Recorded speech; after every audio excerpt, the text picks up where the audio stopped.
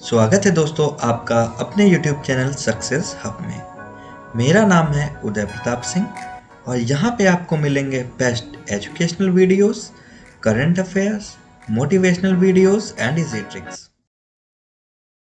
हमारा आज का वीडियो गुलाम वंश के शासकों से संबंधित है।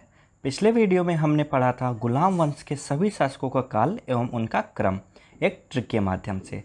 अगर आपने अभी तक वो वीडियो नहीं देखा है तो डिस्क्रिप्शन में उसका लिंक है, जाके तुरंत देखते। तो शुरू करते हैं कुतुबुद्दीन ऐबक से। कुतुबुद्दीन ऐबक को लाख बख्श और पील बख्श भी कहा जाता है। लाख बख्श मतलब लाखों का दान करने वाला और पील बख्श मतलब पील का मतलब हाथी अर्थात हाथियों का दान करने वाला। अतः लाख बख्श और पील बख्श कुतुबुद्दीन ऐबक की उपाधि है। ये मोस्ट इंपॉर्टेंट है। कुतुबुद्दीन ऐबक मोहम्मद गौरी का गुलाम था। राजधानी दिल्ली सल्तनत की कुतुबुद्दीन ऐबक के समय लाहौर थी। इसका राज्याभिषेक 25 जून 1206 में हुआ। 1210 में चौगान, इसे हम पोलो भी कह सकते हैं, खेलते समय घोड़े से गिर जाने के कारण इसकी मृत्यु हो गई। अब बात करते हैं दरबारियों के बारे में। तो कुतुबुद्दीन ऐबक के दरबारी थे हसन निजामी और फ़क्र मुदब्बिर। कौन से? हसन निजामी और फ़क्र मुदब्बिर। हसन निजामी ने ताजुल मासिर नामक पुस्तक लिखी और फ़क्र मुदब्बिर ने सुजाते हब्र नामक पुस्तक लिखी। अब बात करते हैं कुतुबुद्दीन ऐबक के स्थापत्य कला के बारे में। कुतुबुद्दीन ऐबक ने कुतुब मीनार बनवाया। इन्होंने कुतुब मीनार सूफी संत ख्वाजा कुतुबुद्दीन बख्तियार काकी की याद में बनाया। इसके साथ ही इन्होंने भारत की पहली मस्जिद कुव्वतुल इस्लाम मस्जिद का निर्माण कराया। एक बात आपको यहाँ पे ध्यान रखती है, कुतुब मीनार का प्रारंभिक कार्य आरंभ कराया था कुतुबुद्दीन ऐबक ने, जबकि कुतुब मीनार को पूरा कराया था इल्तुतमिश ने। इसके साथ ही कुतुबुद्दीन ऐबक ने 2.5 दिन का झोपड़ा अजमेर में बनवाया। उसके बाद बात करते हैं आराम शाह। आराम शाह के बारे में ज़्यादा कुछ खास आपको पढ़ने के लिए नहीं है, सिर्फ आपको याद रखना है ये कुतुबुद्दीन ऐबक के पुत्र थे और जूत की लड़ाई इल्तुतमिश के साथ इनकी हुई थी, जिसमें इल्तुतमिश इनको पराजित करके दिल्ली सल्तनत के अगले सुल्तान बने थे। ये एक अक्षम एवं अयोग्य शासक थे। अब बात करते हैं इल्तुतमिश, जो कि दिल्ली सल्तनत का एक बहुत ही महत्वपूर्ण शासक था। दिल्ली सल्तनत का वास्तविक संस्थापक इल्तुतमिश को माना जाता है। क्योंकि अब इसे वास्तविक संस्थापक क्यों माना जाता है? क्योंकि कुतुबुद्दीन ऐबक ने कभी सुल्तान की उपाधि धारण नहीं की, अर्थात दिल्ली सल्तनत की सुल्तान की उपाधि धारण करने वाला पहला शासक इल्तुतमिश था। ये आपको याद रखना है। इल्तुतमिश ने अपनी राजधानी लाहौर से दिल्ली परिवर्तित की। मीन्स अब दिल्ली सल्तनत की राजधानी दिल्ली थी। इल्तुतमिश कुतुबुद्दीन ऐबक का दास था। अब एक बात यहाँ पे और ध्यान रखनी है, कुतुबुद्दीन ऐबक मोहम्मद गौरी का दास था और इल्तुतमिश कुतुबुद्दीन ऐबक का दास था। इसलिए हम इल्तुतमिश को गुलामों का गुलाम भी कहते हैं। ये देखिए सामने आपके लिखा हुआ है, इसीलिए हम इल्तुतमिश को गुलाम का गुलाम कहते हैं। कुछ दिनों के बाद कुतुबुद्दीन ऐबक ने अपनी पुत्री का विवाह इल्तुतमिश से किया।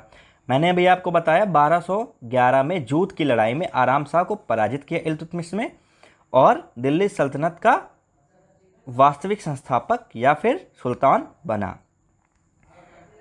दिल्ली सल्तनत में एकता प्रथा की प्रारंभ सबसे पहले इल्तुतमिश ने किया। चालीसा दल, जिसे हम तुर्क चहलगानी भी कहते हैं, का गठन इल्तुतमिश ने किया। इसके साथ ही इल्तुतमिश ने टंका और जीतल नामक 2 नए सिक्के चलवाए, जिसमें टंका चांदी का था और जीतल तांबे का बना हुआ था। सिक्कों पर अरबी भाषा में लेख इल्तुतमिश ने लिखवाए। इसके साथ ही इल्तुतमिश ने न्याय की जंजीर भी लगवाई। अब यह न्याय की जंजीर इल्तुतमिश ने किस प्रकार लगवाई? उसके शासन में 2 शेरों की मूर्तियां स्थापित कराई गईं, जिसके गले में घंटियां लटकी होती थी तथा जिसको भी न्याय चाहिए होता था वह इन घंटियों को बजाकर न्याय मांग सकता था। 1236 में इल्तुतमिश ने अपना अंतिम अभियान बामियान के विरुद्ध किया और 1236 में ही इल्तुतमिश की मृत्यु हो गई। किंतु मृत्यु से पहले इसने ग्वालियर अभियान में इल्तुतमिश ने रजिया सुल्तान को अपना उत्तराधिकारी नियुक्त कर दिया था। इसके दरबारी मिन्हास उस सिराज, जिन्होंने तबकात नसीरी नामक पुस्तक लिखी। अब स्थापत्य कला के बारे में बात करते हैं इल्तुतमिश के। मैंने आपको बताया था कुतुब मीनार का कार्य प्रारंभ कराया था कुतुबुद्दीन ऐबक ने, जबकि कुतुब मीनार को पूर्ण इल्तुतमिश ने करवाया। इसके साथ ही हौज शमसी, दिल्ली में गंधक के बावली, मदरसा ए मुअज्जिम का निर्माण कराया। गुम्बद निर्माण का पिता इल्तुतमिश को कहा जाता है तथा सुल्तानगढ़ी मकबरा का निर्माण भी इल्तुतमिश ने कराया। इसके बाद शासक बनता है रुकनुद्दीन फिरोज, जो कि इल्तुतमिश का पुत्र था 1236 में। इसके बारे में आपको ज़्यादा ध्यान नहीं रखना है, बस इसकी माता का नाम शाह तुर्कान था, जो कि बहुत ही क्रूर महिला थी तथा दिल्ली सल्तनत की वास्तविक सत्ता शाह तुर्कान के हाथों में इस टाइम थी। रुकनुद्दीन फिरोज बहुत ही दुर्लभ और अक्षम व्यक्ति था। अब आती है दिल्ली सल्तनत की पहली और अंतिम महिला शासिका, जो कि थी रजिया सुल्तान। 1236 से 1240 तक रजिया सुल्तान आम जनता के सहयोग से दिल्ली सल्तनत की प्रथम एवं अंतिम शासिका बनी। अमीर और उलेमा की नज़रों में अप्रिय शासिका थी, मतलब अमीर मीन्स जो वहाँ के प्रशासनिक अधिकारी और उलेमा जो धर्म गुरु थे, उनकी नज़रों में एक महिला जो कि शासिका बन गई, उनकी नज़रों में वो बिल्कुल ही उसे पसंद नहीं करते थे। इसके बाद रजिया सुल्तान ने एक तुर्की अमीर जो कि अल्तुनिया था से विवाह किया और वह भटिंडा का गवर्नर था। इसके साथ ही रजिया सुल्तान ने अमीर याकुर के पद पर मलिक याकूत को नियुक्त किया, जो कि एक अफ्रीकी था। कैथल के बाद 17 अक्टूबर 1240 में इनकी मृत्यु हो गई, जब ये आराम कर रहे थे अल्तुनिया। अब बात करते हैं अगले शासक मुइजुद्दीन बहराम शाह की। इसके समय राज्य की वास्तविक सत्ता चालीसा दल, जिसको इल्तुतमिश ने बनाया था, के पास थी। मुइजुद्दीन बहराम शाह के बारे में आपको याद करना है कि इन्हीं के शासन के दौरान नायब तथा नायब मुमलिकात पद का सृजन हुआ। इस पद पर बैठने वाला पहला अमीर ऐतगीन था। इसके बाद इसके शासनकाल में तैर बहादुर ने दिल्ली सल्तनत पर 1241 में प्रथम मंगोल आक्रमण किया। अगर आपसे क्वेश्चन किया जाता है कि दिल्ली सल्तनत पर प्रथम मंगोल आक्रमण किसके समय काल में हुआ, तो आपका जवाब होगा मुइजुद्दीन बहराम शाह के समय। 1241 में हुआ था तैर बहादुर के नेतृत्व में। 1242 में मुइजुद्दीन बहराम शाह की मृत्यु हो गई या फिर हत्या कर दी। इसके बाद अगला शासक बनता है अलाउद्दीन मसूद शाह, जो कि रुकनुद्दीन फिरोज का पुत्र और इल्तुतमिश का पौत्र था। इसके शासनकाल में मलिक कुतुबुद्दीन हसन को नायब और वजीर अबू बकर को बनाया गया। ये ज़्यादा इंपॉर्टेंट नहीं है। बलबन को हाँसी का इक्केदार बनाया गया, ये मोस्ट इंपॉर्टेंट है। आपसे क्वेश्चन पूछ सकता है कि बलबन को हाँसी का इक्केदार किस दिल्ली सल्तनत के शासनकाल में बनाया गया था, तो आपका जवाब होगा अलाउद्दीन मसूद शाह के समय। बलबन ने षड्यंत्र कुछ दिनों के बाद बलबन ने एक षड्यंत्र किया और मसूद शाह को गद्दी से हटाकर कैद कर उसकी हत्या कर दी। और अगला शासक बनता है नसीरुद्दीन महमूद। अब बात करते हैं नसीरुद्दीन महमूद के बारे में। इनके समय शासन की समस्त सत्ता बलबन के हाथों में थी। 1249 में नसीरुद्दीन महमूद ने बलबन को उलूग खां की उपाधि और सेना का पूर्ण नियंत्रण के साथ साथ नायबे मुमलकात का पद दिया। अब 1249 में उलूग खां की उपाधि क्यों दी? क्योंकि बलबन ने अपनी पुत्री का विवाह सुल्तान नसीरुद्दीन महमूद के साथ में करा दिया था। इससे खुश होकर नसीरुद्दीन महमूद ने 1249 में बलबन को उलूग खां की उपाधि दी। 1266 में नसीरुद्दीन महमूद की अचानक मृत्यु हो जाती है और शमसी वंश का अंतिम शासक नसीरुद्दीन महमूद नहीं रहता है। अब हम बताते हैं शमसी वंश क्या है। देखिए, जब भी दिल्ली सल्तनत का गुलाम वंश हम बात करेंगे ना, उसमें इस वंश के अंतर्गत भी 3 वंश थे। पहला कौन सा था? कुतुबी वंश, जो कि कुतुबुद्दीन ऐबक और आराम शाह ने इसमें किया था शासन, कुतुबी वंश।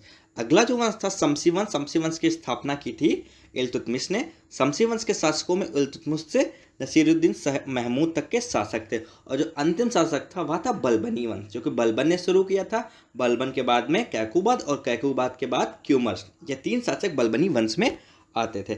अब बात करते हैं अगले शासक और सबसे महत्वपूर्ण शासक दिल्ली सल्तनत के गयासुद्दीन बलबन के बारे में। गयासुद्दीन बलबन ने बलबनी वंश की स्थापना की। राजत्व का दैवीय सिद्धांत का प्रतिपादन बलबन ने किया। यह सबसे ज़्यादा इंपॉर्टेंट क्वेश्चन है कि राजत्व का दैवीय सिद्धांत का प्रतिपादन दिल्ली सल्तनत के गुलाम वंश के शिष्य किस शासक ने किया, तो आपका जवाब होगा बलबन ने। बलबन ने जिल्ले-लाही की उपाधि धारण की। वह विख्यात ईरानी शहंशाह अफरासियाब का वंशज था। मीन्स उसने स्वयं को शहंशाह अफरासियाब के वंशज के साथ जोड़ा। भारत में नौरोज उत्सव का प्रारंभ बलबन ने किया। सिजदा एवं पैबोस प्रथा का आरंभ भी बलबन ने किया। अब बात करते हैं सिजदा प्रथा क्या है।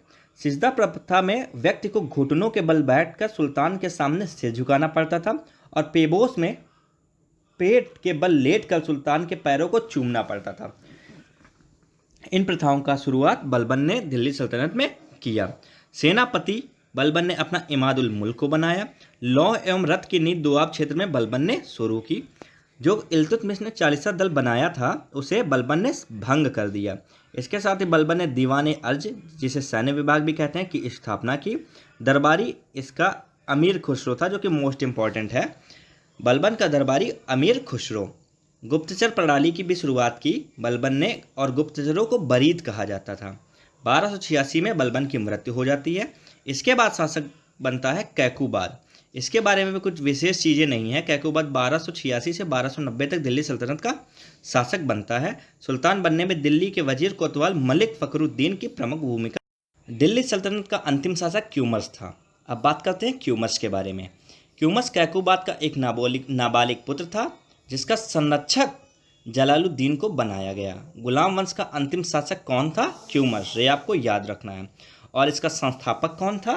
कुतुबुद्दीन ऐबक। और वास्तविक संस्थापक इल्तुतमिश, गुलाम वंश का। 3 महीने के बाद क्यूमर्स को बंदी बना लिया गया, उसकी हत्या कर दी गई और इलबरी तुर्कों का शासन समाप्त हो गया। मीन्स गुलाम वंश का शासन समाप्त हो गया और खिलजी वंश की सत्ता स्थापित हुई। तो हमारा ये आज का वीडियो था। Thank you.